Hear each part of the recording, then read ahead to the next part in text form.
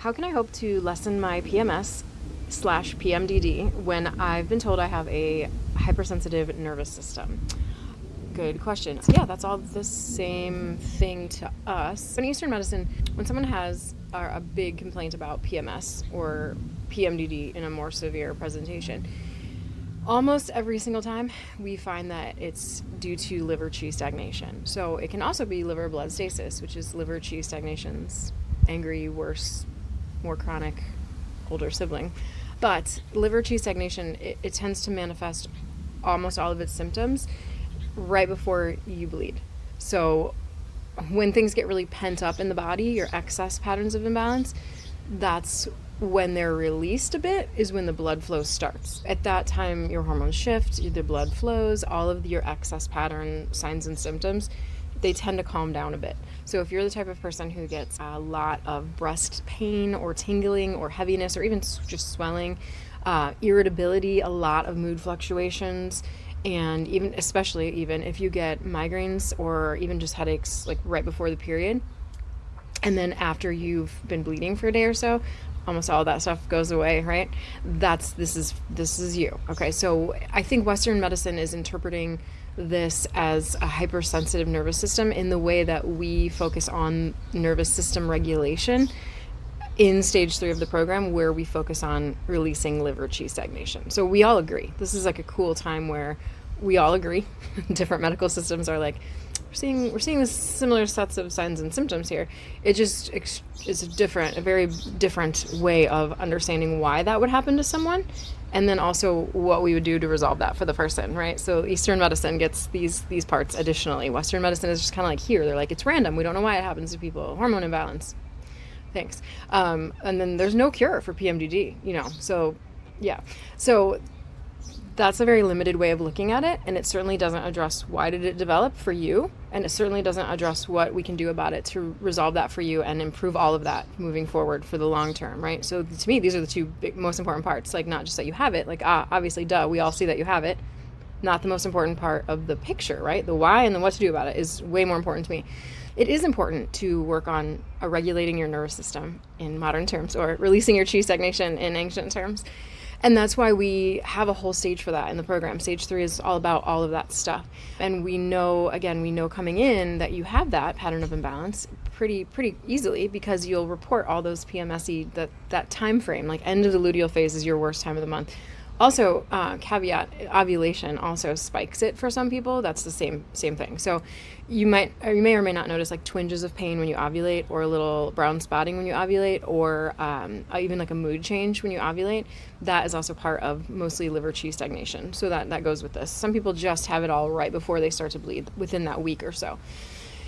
Why we don't jump straight into nervous system regulation, or straight into what we would call a stage 3 level of the program pathway, is because there's two very important things that we do first. So your nervous system is dysregulated, or your qi is stagnated, because of things. And a lot of it is related to stress, especially emotional stress. A lot of it is related to past trauma, yes. A lot of it is related to the modern lifestyle. We don't move a lot physically. We stare at glowing boxes almost all of our waking hours in some form or another. We are getting light flashes constantly stimulating our brain. If you have LED lights or any sort of fluorescent lighting, everything that is hits your eyes, goes right to the brain. The eyes are the outward manifestation of your brain, of your nervous system. They're the only part that directly comes into contact with the external environment. So we're taking in a lot of content, and it is stressing us out, right? So this is all encompassing of the whole, like, I have high cortisol conversation. Of course you do. Yes, that goes with this for sure. The ways that we mitigate this are wide and varied, and a lot of people find that they can easily incorporate some of these natural practices and shifts into their lifestyle, and that not only make your perception of stress way better and lower, they help your body physically deal with it when you are stressed. Because of course I can't come in here and be like, you quit your job and you never talk to that person again and you meditate all day. No, obviously, like we're operating within the realm of reality, right? So we have external stimulus all the time. We have different, what we would consider negative stimuli that we can't change. Some things are changeable, some things are not. Most things do fall in the middle though. So many people end up like changing careers while they're in this program, or repairing or ending relationships with people. It's it's all about kind of putting things back in order in your life, mentally, emotionally, and physically. If you feel defragmented, if you feel congested, if you feel like you've ever had things that seemingly lead you to wanting to do a liver cleanse, right? All of those things are all very recognized for us as liver qi stagnation patterns and associated patterns. And that's why we want to deal with a couple things first. So in the program, we would first address inflammation, and we call it wind historically. So the way that your body is freaking out a lot or is oversensitive to things, that hypersensitive nervous system, we will look at that part of it first, because it is helpful to kind of clear and calm some inflammation generally from not just your reproductive system, but your whole body and mind, in order to move forward in the program so that everything else works better, right? So if you jump straight into just like nervous system, liver cleansing, it's like, it's not the right time. And so it might feel like it's a good thing, but it would be way better if you did it in the natural order that the body likes to work in. So first we clear wind and inflammation from the systems. Then everything is open. Your elimination pathways need to be open, right? So then we go into what we call stage 2 work, which is addressing more of your elimination pathways. Like, is your gut okay? Can you process things? Can you let things go? So we work on gut health a lot next, right? And make sure that you have the ability to take what is good for you and utilize it and make things out of it.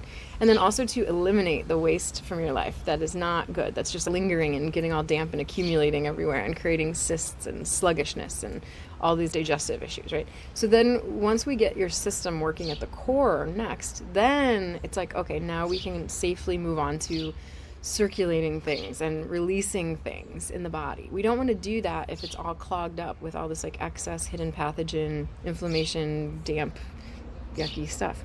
So if you have like yeast infections and cystic acne and recurrent BV and a lot of mucus and you're always spitting things up in the morning, we don't want to go straight into nervous system regulation issues, because that's going to circulate. That's going to release and free flow and circulate around in your body whatever you have in there.